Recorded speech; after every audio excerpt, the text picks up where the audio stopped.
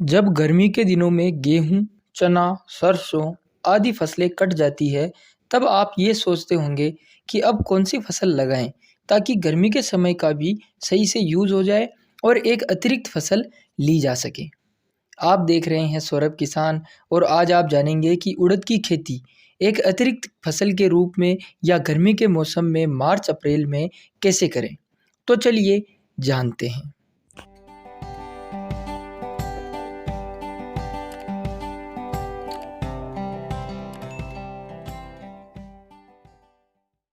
उड़द की खेती भारत में उत्तर प्रदेश, राजस्थान, मध्य प्रदेश और पंजाब, हरियाणा और अन्य मैदानी जगहों पर की जाती है। आप भी अगर इस खेती में इंटरेस्ट रखते हैं तो आपको कुछ बातों का ध्यान रखना होगा, जिससे आपको अच्छा उत्पादन मिल सके और यह भी सुनिश्चित हो सके कि आप एक अच्छी पैदावार ले पाएँ। तो सबसे पहले बात आती है बीज की मात्रा की। तो बीज की मात्रा की अगर हम बात करते हैं तब हम 1 बीघा और 1 हेक्टेयर में कितने-कितने किलोग्राम बीज की आवश्यकता होती है उसकी बात करते हैं। तो 1 बीघा में लगभग 3 किलोग्राम और 1 हेक्टेयर में लगभग 15 किलोग्राम बीज की ज़रूरत पड़ती है। अब बात आती है ज़मीन की तैयारी की। तो ज़मीन की तैयारी के लिए आपको अच्छे से मिट्टी पलटने वाले हल से या टिलर जिसे कहते हैं, उससे ज़मीन को भुरभुरी कर देना है और बाद में बीज की बुआई करनी चाहिए। अब बात करते हैं बीज की बुआई की। तो बीज की बुआई भी सही समय पर अगर की जाए, जैसे मार्च या अप्रैल महीने में इसकी बुआई कर दी जाए, तो हमारे को बहुत अच्छा उत्पादन मिल जाता है। अब बात करते हैं खाद प्रबंधन की।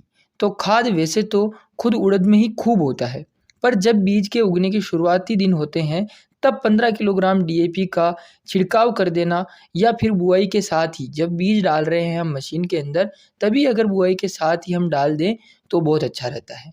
क्योंकि उड़द में खूब खाद के कहने का मतलब इसलिए होता है क्योंकि बहुत से लोग उड़द की फसल इसीलिए लेते हैं कि अगर खेत में खाद कम है, तो उड़द की फसल लेने के बाद जो अगली फसल ली जाती है, उसमें बहुत अच्छा फ़ायदा होता है। अब अगर आपने यह वीडियो यहाँ तक देख लिया है, तो आप इस वीडियो को लाइक ज़रूर कर दें ताकि और भी किसान भाई हम लोगों से जुड़ सकें और इस वीडियो को देख सकें। तो अब बात करते हैं सिंचाई या पानी पिलाने की। तो आपको उड़द में पानी 4 से 5 बार पिलाना पड़ेगा क्योंकि आप इसकी खेती गर्मी के दिनों में कर रहे हैं। और गर्मी में भी अगर आपकी क्षेत्र की मिट्टी काली है तो आपको कम सिंचाई की ज़रूरत पड़ती है और अगर रेतीली मिट्टी है तो उसमें ज़्यादा सिंचाई करनी पड़ती है। तो इसी के साथ अब अगली बात आती है रोग प्रबंधन की। क्योंकि उड़द में कीट और मच्छर मक्खी का प्रकोप ज़्यादा देखने को मिलता है और इनके द्वारा रोग भी ज़्यादा फैलाए जाते हैं, तो इसका जो रोकथाम है वह भी बहुत ज़रूरी हो जाती है। अगर पौधे की पत्ती पीली पड़ रही हो और वायरस जैसे फैल रही हो, जैसा कि इस फ़ोटो में दिखाया गया है, तो आपको तुरंत कुछ पौधों को देखते ही उन्हें निकाल कर दूर फेंक कर या जो ज़मीन है उसके अंदर गाड़ देना चाहिए। और साथ ही साथ स्प्रे के रूप में इमिडाक्लोप्रिड 10 ml प्रति 15 लीटर की मात्रा में और एसिटामिप्रिड 25 ग्राम प्रति 15 लीटर की मात्रा में स्प्रे कर देना चाहिए।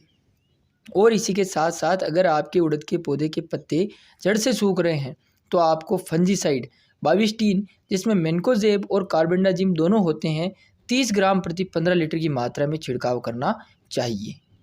उड़द की और अगर आप पहले ही बीज के बुआई के समय बाविस्टीन पाउडर बीजों पर लगाकर या बीज की बुआई के समय अच्छे से उपचारित कर बुआई करते हैं, तो यह रोग बिल्कुल आपको देखने को मिलेगा ही नहीं।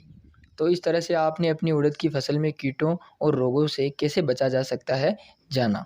अगर आप बताए अनुसार खेती करते हैं, तो आपको 1 बीघा में 3 से 4 बोरी या क्विंटल उत्पादन मिल जाता है और जिसका कुल लाभ लगभग 30,000 रुपये तक भी हो जाता है, जो किसी भी अन्य फसल के मुकाबले बहुत अच्छा होता है। इस तरह से आपने जाना कि उड़द की खेती गर्मी में कैसे की जा सकती है। और अगर आपको यह वीडियो अच्छा लगा है और किसी ज्ञानवर्धक चीज़ को आपने समझा है, तो इस वीडियो को लाइक करें, शेयर करें और इस चैनल को सब्सक्राइब ज़रूर करें।